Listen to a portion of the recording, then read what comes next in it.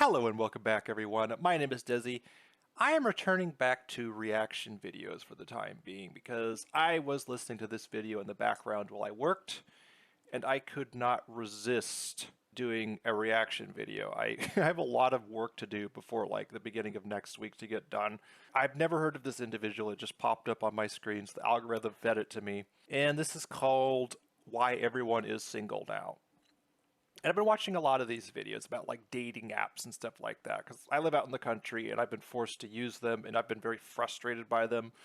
So I think a lot of what he says is going to resonate. I've only gone through about 8 minutes of it thus far, so there's a lot of uncharted territory, but there's a lot of things that he said that are just plainly false. So just like be forewarned that I'm going to have some pretty hot takes that a lot of you might not like, judging by the demographics of my audience right now. I mostly do gaming content and stuff like that. So that'll give you a perspective of my demographics of my audience. But there are some things that I will go on about from my own personal experience, from anecdote, and from a priori knowledge. So without further ado, let's get this started. And this guy's called Raymond Thoughts and Minds. I am decidedly the subject matter expert in this field. I have been single since 2011, but really 2010. So just for context, I am also decidedly the expert in this subject matter because I've also been single since 2011, thereabout since the end of high school.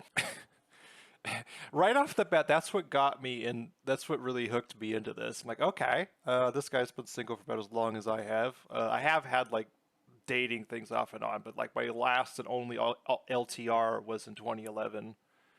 So we're going to see where it deviates going forward. My last actual relationship, that being one in which a woman voluntarily called herself my girlfriend and actually wanted to spend time with me. We attempted living together.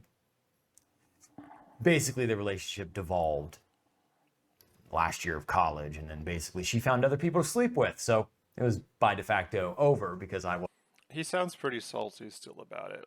Like, not gonna lie. wasn't gonna tolerate that situation.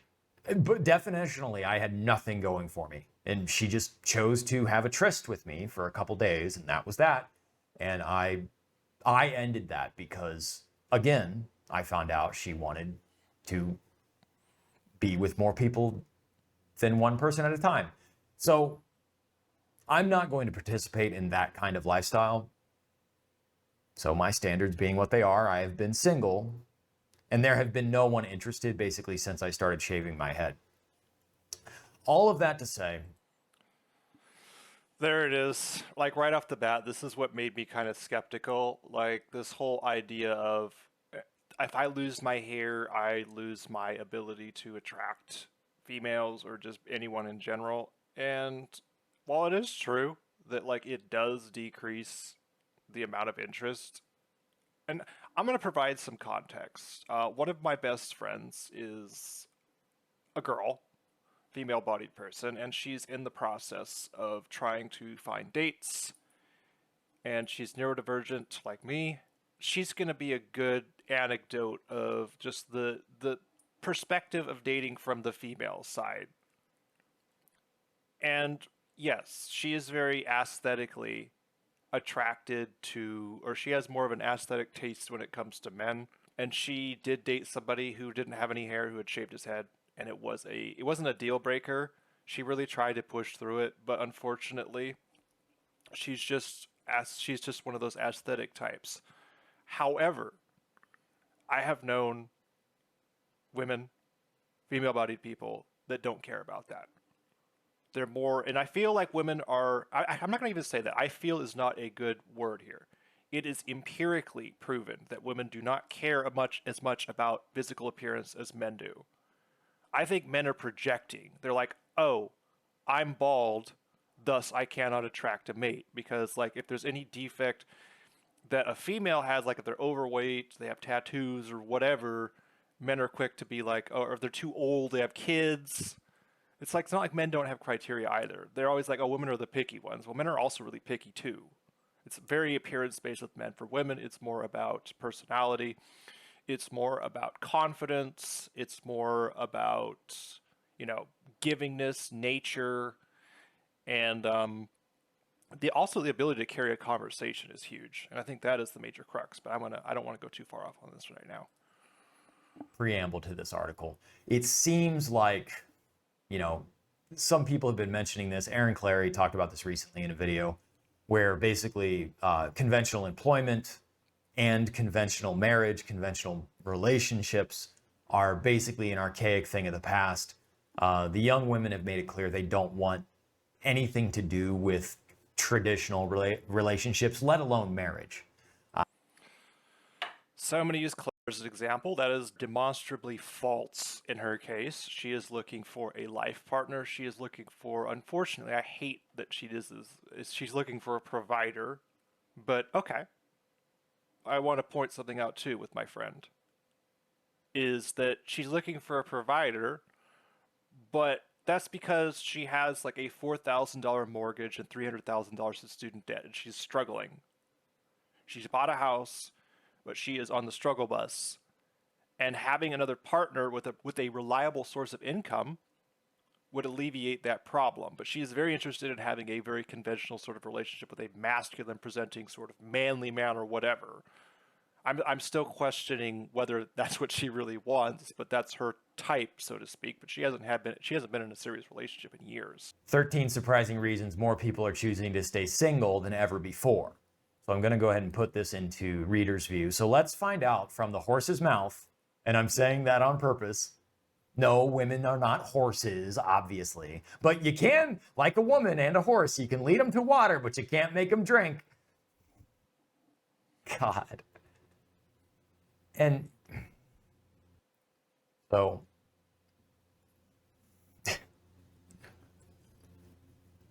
13 surprising reasons. Let's find out what lucky 13 is. Marriage rates are dropping. Yeah, they're falling flatline off a cliff. Women, they've been convinced, I say it all the time, they've been convinced since they were young that the worst thing that could happen to them is to become a wife and a mother. And actually, in reverse order, they would rather become a single mother. They literally would rather have a hot guy's kid. Citation. I feel like these are so many red pill talking points. Women have been convinced that being in a relationship, a traditional relationship where they don't have any power and where they're basically a housewife and don't have any autonomy, like for the way it was for the past few centuries, up until like 30 or 40 years ago, they don't want to be in that situation. And the reason where they get that from is not just from education or from blue-haired people in college, it's from their parents and their grandparents.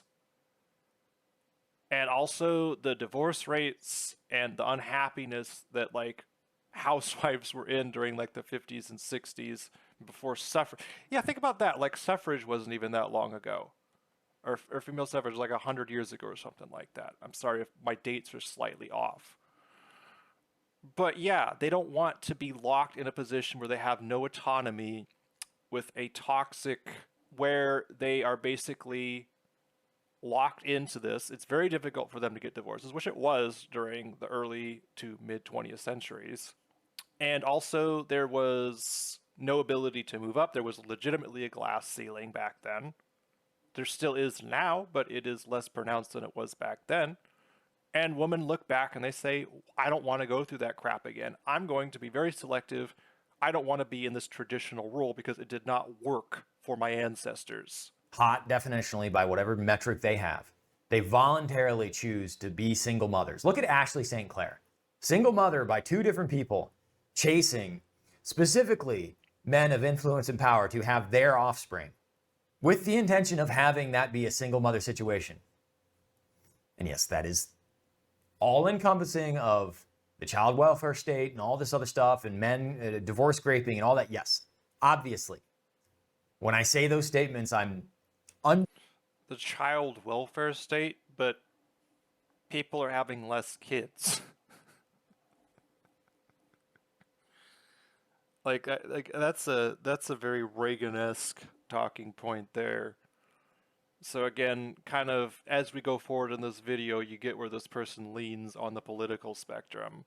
Understand that the scaffolding behind those statements is informed by the absolute one-sided socioeconomic equation that is having a kid with a woman who can just leave you for no reason. I understand that fact. You don't need to tell me over and over again how horrible life is and how wonderful it is for me never to get laid.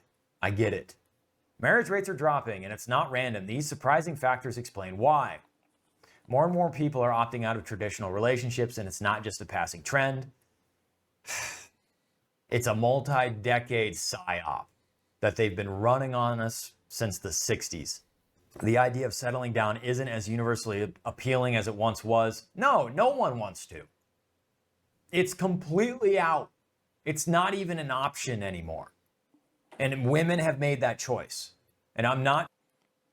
Well, what about my friend? I guess he, being the expert in females, that has not has not seriously been in a relationship since 2011, and I don't think he has a lot of female friends.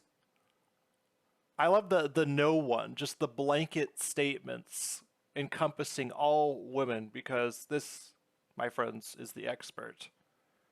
It's like just the saltiness in some of this, and like I get it.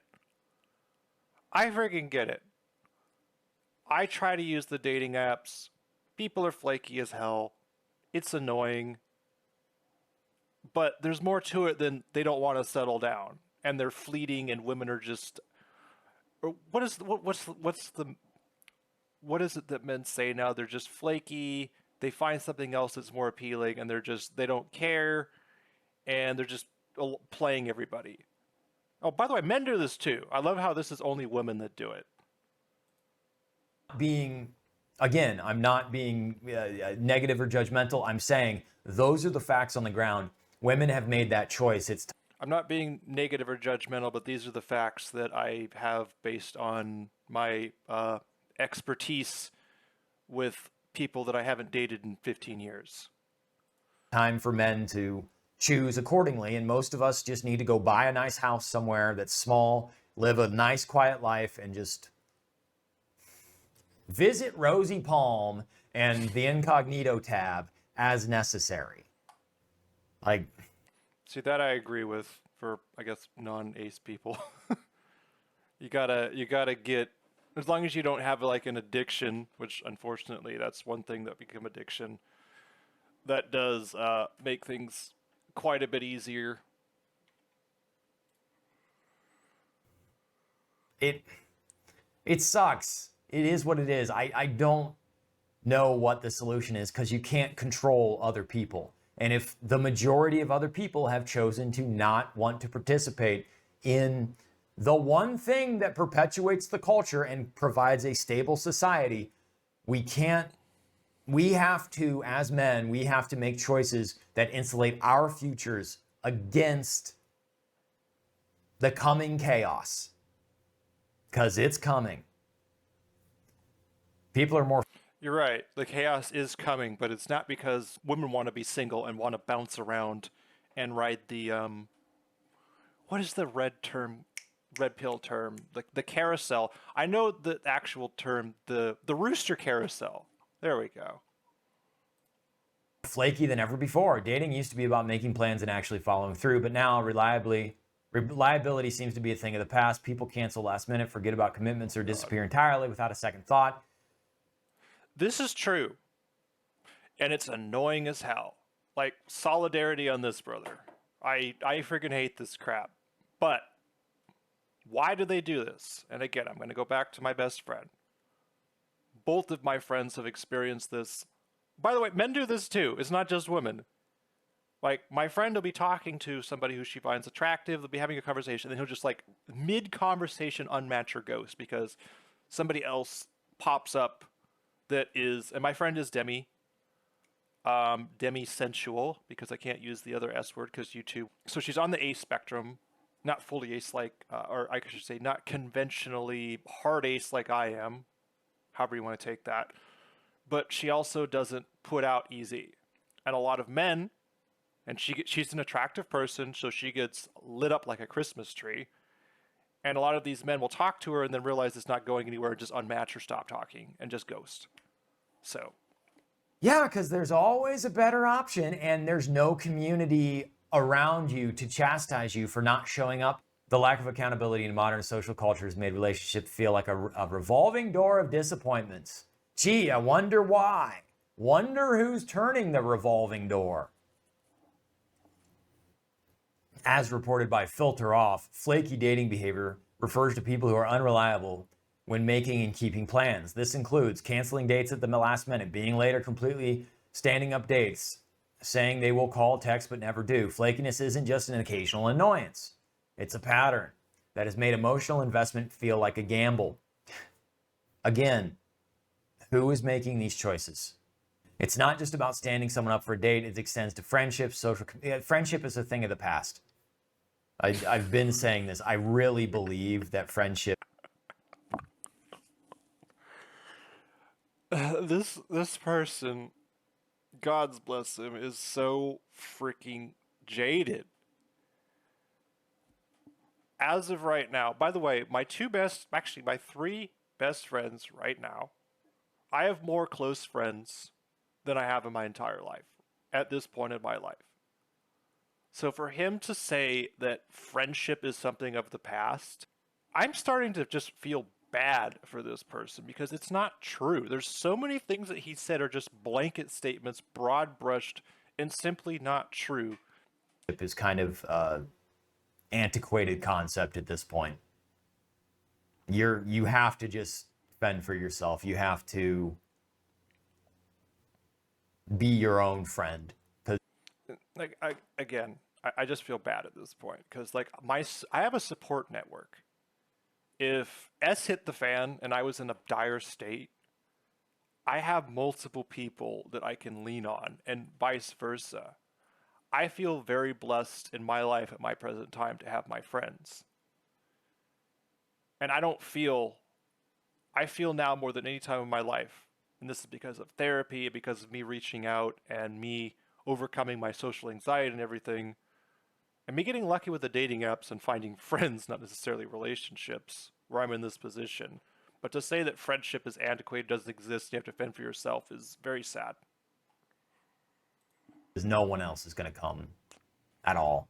And even long-term plans, with so many people unwilling to put in consistent effort, it's no surprise that those who value stability and reliability would rather stay single than waste their time on people who don't respect it. And instead of chasing connections that fizzle out before they even start, many are finding peace in life where they can rely entirely on themselves. And they're also not mentioning that these women, just because they're single doesn't mean they're not getting completely ran through. Oh my God. They're having their fun on the weekends because their fun is just an apple. Okay. I'm gonna go back to my friend. I'm just gonna call my friend Cece. Cece was in a toxic relationship with one of these tradcon types of men. He was also a narcissist, but he provided very good pleasure in that way. Nether pleasure. Yeah, there we go. And after she got out of that relationship, she was, one, emotionally damaged, traumatized, because dating a narcissist is awful. The last person I dated forced me into things that I didn't want to be a part of, even though I was ace. And after that, after she got out of that horrible relationship and moved up to Washington, my state, she has been trying in vain to find a partner.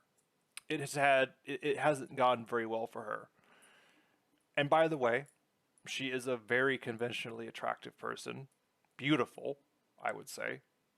And she's it's funny too, because the one time she did get in a nether pleasure relationship, like 6 months ago, the man did not know, and he was in his 30s, he did not know what to do, and he could not perform. So this whole idea of women just getting ran through is such a freaking meme at this point. It is a red pill meme. this whole victim stance that men take, that this is only happening to them. This loneliness is only happening to them. And that women are just, the women get on the dating apps and they just have free reign and they can just get ran through and ride the rooster carousel. I can't believe that talking points 10 years ago, when the MGTOW movement was still burgeoning, are still here today and they're still being reiterated, because they're not true. Like, dating sucks right now, especially the apps. The apps are depersonalized, pay to win. They're like Blizzard. They're just pay to win and gate kept. You have to pay money in order to advance. Especially like Classic, where you don't have a lot of gold and you need to buy this item so you can get into a raid to improve your gear score, but you don't have the gold, so you go and you buy a token and sell it in the auction house and pay to win. That is dating apps in a nutshell. If you want to get more matches, you simply have to pay money, or you have to spend more time. So at this point, this is going to be a long reaction video. We're only like 10 minutes through it. I think I'm just going to break this up into parts. So this will be part 1. And let me know what y'all think. I might just condense it, but it's just going to be a pain editing, and I have a bunch of work I need to do today. And if I watch this whole thing, the day's going to get away from me. So anyways, I'm going to stop here. Let me know what you think. Send your comments, and I will see you in the next one. Peace.